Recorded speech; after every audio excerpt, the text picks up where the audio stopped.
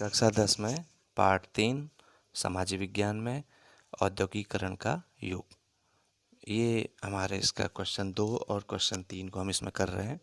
इसमें देखिए जो हमारा दूसरा क्वेश्चन है, ये कह रहा है कि प्रत्येक वक्तव्य यानी ये जो वाक्य दिए हैं के आगे सही या गलत लिखिए।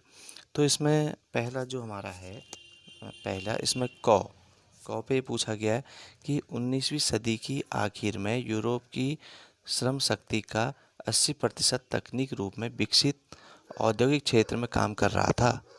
तो यहाँ पर ये जो 80% कह रहा है तकनीक के रूप में विकसित औद्योगिक क्षेत्र में लोग काम कर रहे थे, तो ये कथन गलत है। इतना नहीं हुआ था उस समय विकास, तो यहाँ पर हम गलत लिखेंगे, ये कथन हमारा गलत है। ऐसी ख वाले में देखिए 18वीं सदी तक महीन कपड़े के अंतर्राष्ट्रीय बाजार पर भारत का दबदबा था। यानी 18वीं सदी तक महीन कपड़े के अंतर्राष्ट्रीय बाजार में भारत का दबदबा था, तो ये कथन हमारा सही है। अगला देखिए, अमेरिका गृह युद्ध के फलस्वरूप, अमेरिका के जो गृह युद्ध के बाद भारत के कपास निर्यात में कमी आई। नहीं, अमेरिका में गृह युद्ध होगा तो भारत में कमी क्यों आएगी, तो यहाँ पर ये कथन गलत है। अगला देखिए, यहाँ पर कहा गया है फ्लाई शटल के आने से हथकरघा कामगारों की उत्पादकता में सुधार हुआ।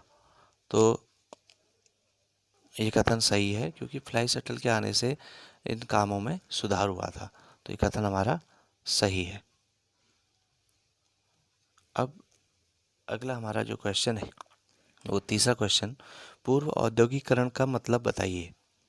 देखिए, औद्योगिकरण जो है वो तो उद्योगों से जुड़ा हुआ है, यानी तो उद्योगों से जुड़ा होने के कारण अब इसमें यहाँ पर पूर्व लग गया, यानी औद्योगिकरण के शुरुआत की बात ही कह रहा है।